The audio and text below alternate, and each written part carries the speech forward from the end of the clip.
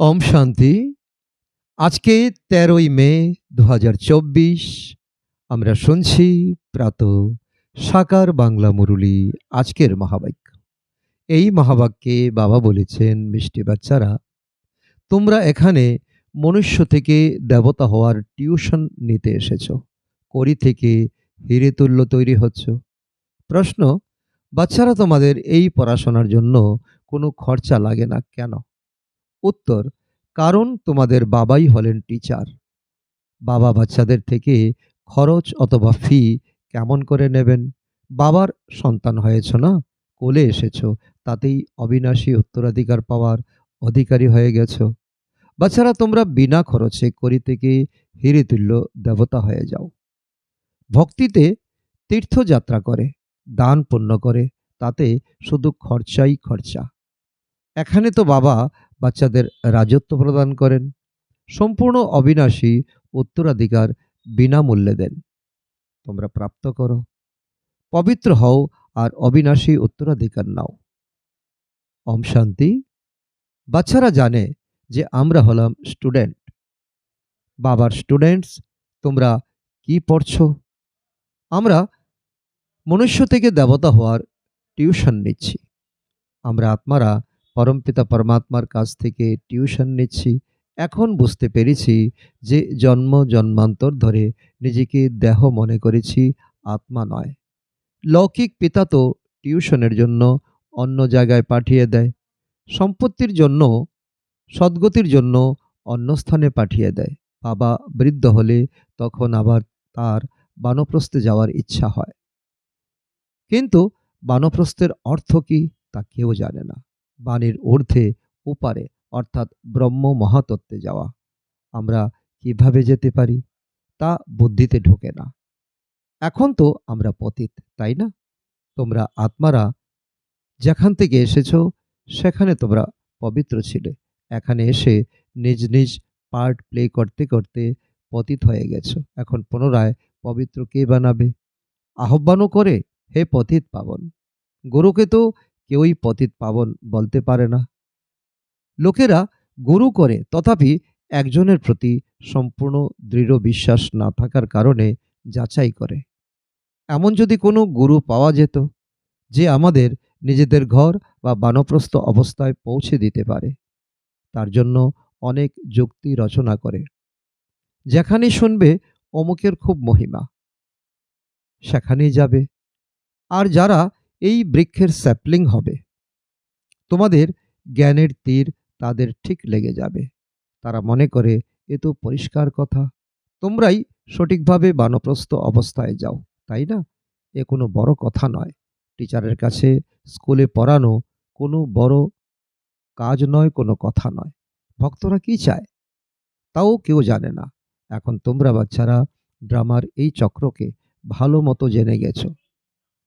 তোমরা বোঝো যে সদা বাবাই যথার্থ উত্তরাধিকার দিয়েছেন, যা এখনো আবার দিচ্ছেন। তোমরা আবার সেই অবস্থাতেই পুনরায় আসবে। বাচ্চারা, একমাত্র তোমরাই এ কথা বোঝো। তাই প্রথম মুখ্য বিষয় হলো পবিত্র হওয়ার জন্য বাবাকে স্মরণ করতে হবে। লৌকিক পিতাকে তো সকলেই স্মরণে রাখে, আর পারলৌকিক পিতাকে জানেই না। এখন তোমরা বুঝতে পেরেছ যে নিজেকে আত্মা নিশ্চয় করে বাবাকে স্মরণ করা যেমন অতি সহজও, আবার কঠিন থেকে কঠিনও বটে। আত্মা অতি সূক্ষ্ম স্টার, অর্থাৎ তারা। বাবাও একটি স্টার, তিনি হলেন সম্পূর্ণ পবিত্র আত্মা, আর এ হলো সম্পূর্ণ অপবিত্র। সম্পূর্ণ পবিত্রের অর্থাৎ পরমাত্মার সঙ্গেই স্বর্গবাস। সে তো একজনের সঙ্গ করলেই পাওয়া যেতে পারে, সঙ্গ তো অবশ্যই চাই। আবার কুসঙ্গ পাওয়া যায় পাশ বিকাররূপী রাবণের, তাদের বলা হয় রাবণ সম্প্রদায়। তোমরা এখন রাম সম্প্রদায়ভুক্ত হয়েছ। তোমরা যখন রাম সম্প্রদায়ের হয়ে যাবে, তখন এই রাবণ সম্প্রদায় থাকবেই না। বুদ্ধিতে এই জ্ঞান তোমাদের অবশ্যই রয়েছে। রাম বলা হয় ভগবানকে, ভগবানই এসে রাম রাজ্য স্থাপন করেন, অর্থাৎ সূর্যবংশীয় রাজ্য স্থাপন করেন। রামরাজ্য বলা যাবে না, কিন্তু বোঝাতে সহজ হয়। রামরাজ্য আর রাবণ রাজ্য বাস্তবে হলো সূর্যবংশীয় রাজ্য। তোমাদের একটি ছোট বই আছে, হিরেতুল্য জীবন কিভাবে তৈরি হবে। বাস্তবে হিরেতুল্য জীবন কাকে বলে? শুধু তোমরা ছাড়া দুনিয়ার অন্য কোনো মানুষেরা এ কথা কি জানে? তাতে লেখা উচিত হীরের মতো দেবতুল্য জীবন কিভাবে হবে। দেবতা শব্দটি যুক্ত করা উচিত। তোমরা অনুভব করো যে আমরা হীরেতুল্য জীবন এখানেই তৈরি করছি। শুধু বাবা ছাড়া আর কেউই তৈরি করতে পারে না। বই তো খুব ভালো, তাতে শুধু এই শব্দটি অর্থাৎ দেবতা যুক্ত করো। তোমরা আসুরিক করিতুল্য জন্ম থেকে হীরেতুল্য জন্ম সেকেন্ডে প্রাপ্ত করতে পারো, কোনো পয়সা করি খরচা না করেই, অর্থাৎ বিনামূল্যে। বাচ্চা বাবার কোলে জন্ম নেয় আর অবিনাশী উত্তরাধিকার পাওয়ার অধিকারী হয়ে যায়। বাচ্চাদের কোনো খরচ লাগে কি? কোলে আসা আর অবিনাশী সম্পদের উত্তরাধিকার হয়ে যাওয়া। খরচা তো বাবা করেন, নাকি বাচ্চারা? এখন তোমরা কি খরচ করছো? বাবার বাচ্চা হতে গেলে কি খরচা লাগে?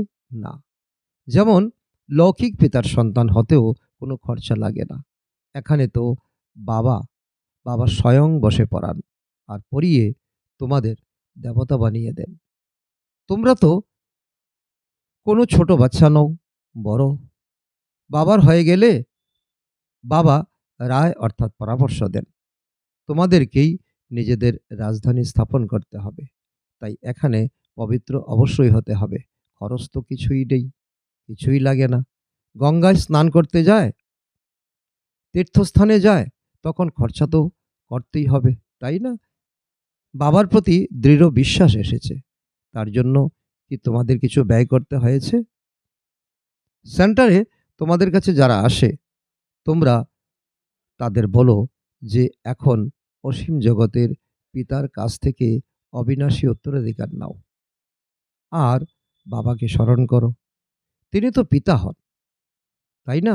বাবা স্বয়ং বলেন যে আমার অবিনাশী উত্তরাধিকার যদি তোমাদের চাই, তাহলে পতিত থেকে পবিত্র হতেই হবে।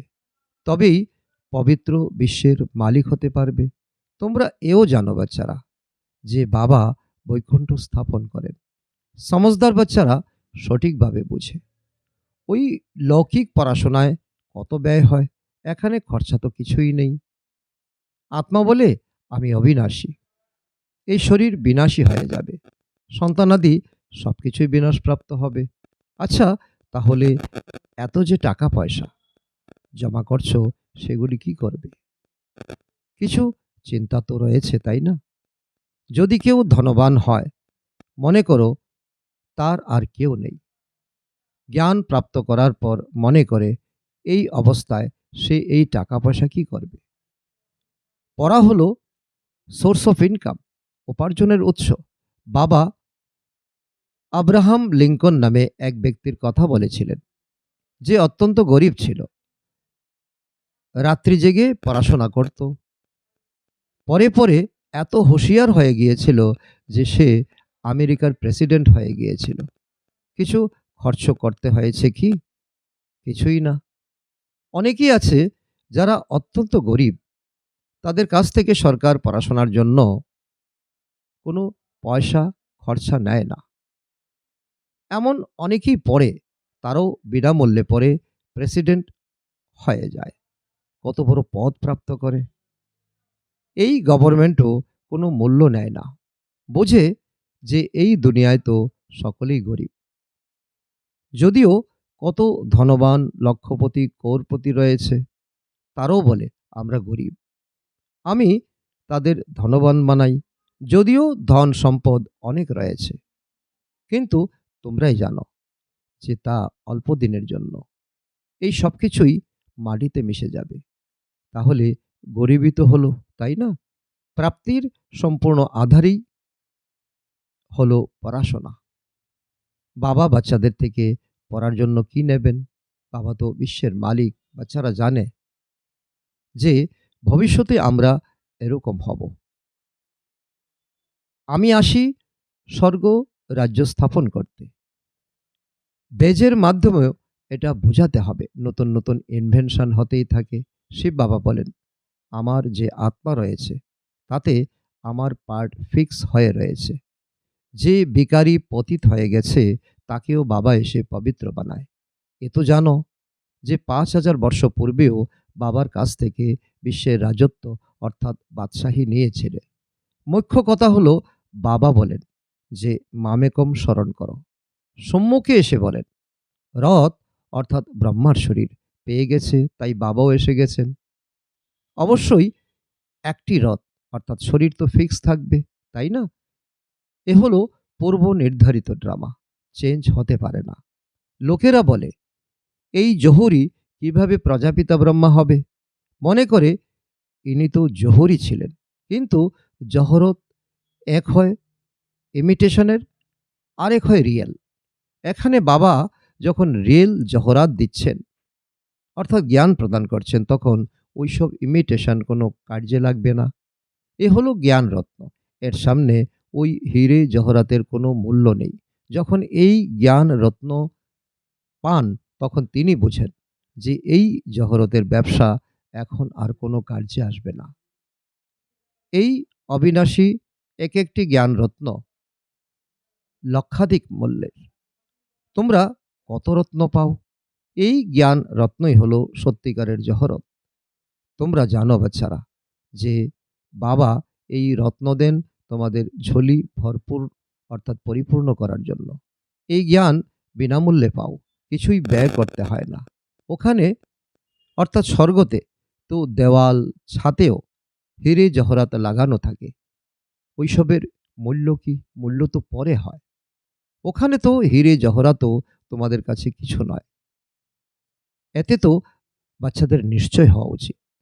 বাবা বুঝিয়েছেন যে এ হলো রূপ অর্থাৎ জ্ঞানীয়, আবার বসন্ত যোগীয়। বাবার রূপ তো অতি ক্ষুদ্র, তাকে জ্ঞান সাগর বলা হয়। এ হলো জ্ঞান রত্ন, যার প্রাপ্তিতে তোমরা অনেক ধনবান হবে। এছাড়া কোনো অমৃত বা জল ইত্যাদির বর্ষা হয় না। পড়ার মধ্যে জলের কোনো ব্যাপার অর্থাৎ কথা নেই। পবিত্র হওয়ার সঙ্গে খরচের কোনো কথা নেই। তোমরা এখন তোমরা এখন বিবেক বুদ্ধি সম্পন্ন হয়েছ। তোমরা বোঝো যে একমাত্র পরম পিতাই হলেন পতিত পাবন।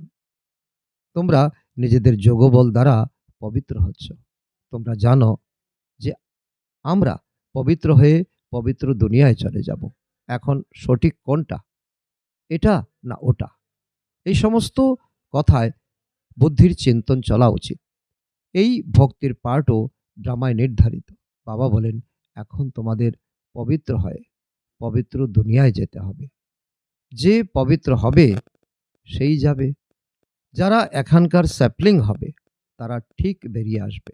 বাকিরা কি বুঝতে পারবে? না, বুঝতে পারবে না। তারা তো পাখি অর্থাৎ কাদাতে আটকে যাবে। পরে যখন শুনবে তখন বলবে যে ওহো প্রভু, তোমার লীলা অপরাম অপার। তুমি পুরানো দুনিয়াকে কিভাবে নতুন করো?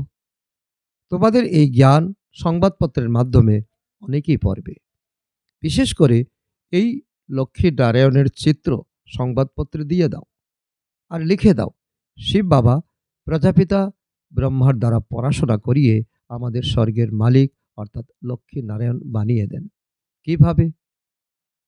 স্মরণের মাধ্যমে, স্মরণের যাত্রার মাধ্যমে। স্মরণ করতে করতে তোমাদের জং, আত্মাতে লেগে থাকা জং বেরিয়ে যাবে। তোমরা দাঁড়িয়ে দাঁড়িয়ে সকলকে এই রাস্তা বলে দিতে পারো যে বাবা বলেন মামেকম স্মরণ করো আর নিজেকে আত্মা নিশ্চয় করো।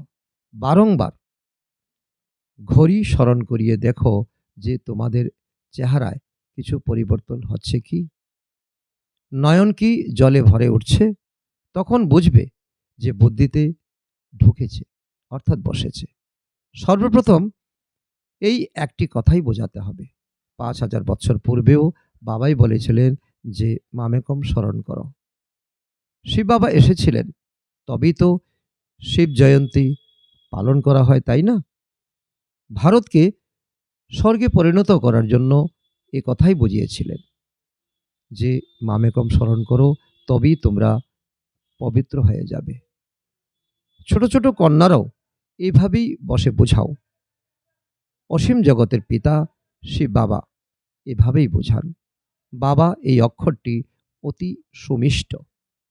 বাবা আর আশীর্বাদ, এতটুকু নিশ্চয়তা তো বাচ্চাদের থাকতে হবে। এ হলো মনুষ্য থেকে দেবতা হওয়ার বিদ্যালয়। দেবতারা হয়ই পবিত্র।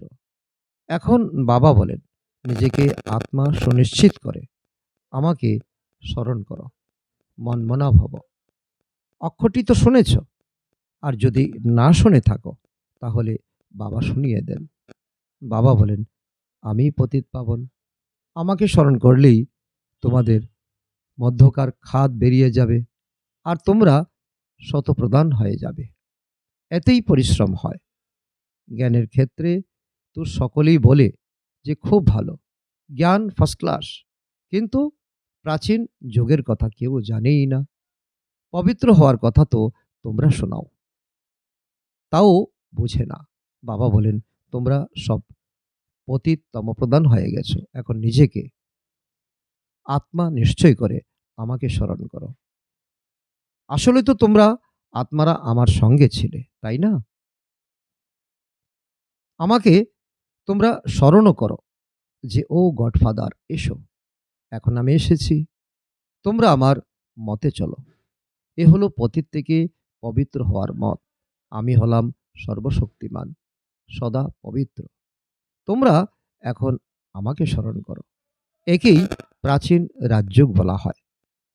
জীবিকা নির্বাহের জন্য কাজকর্ম ইত্যাদিও করো। তোমরা সন্তানাদিও সামলাও, তথাপি শুধুমাত্র বুদ্ধিযোগ আর সবকিছু থেকে সরিয়ে আমার সাথে যুক্ত করো। এটাই হলো সর্বাপেক্ষা প্রধান বিষয়। আর এটাই যদি না বুঝে, তার অর্থ হলো সে কিছুই বুঝেনি। জ্ঞানের ক্ষেত্রে বলা হয় যে কেউ খুব ভালো জ্ঞান দান অর্থাৎ ভাষণ করে, পবিত্র তো ভালো রয়েছে, কিন্তু আমরা পবিত্র কিভাবে হয়েছি? সর্বসময়ের জন্য পবিত্রতা চাই, এ কথা বুঝতে পারে না। দেবতারা তো সদা পবিত্র, তাই না? কিভাবে হয়েছে পবিত্র? সবার প্রথমে এ কথাই বোঝাতে হবে। বাবা বলেন, আমাকে স্মরণ করো। স্মরণের দ্বারাই পাপ দূর হয়ে যাবে, আর তোমরা দেবতায় পরিণত হবে।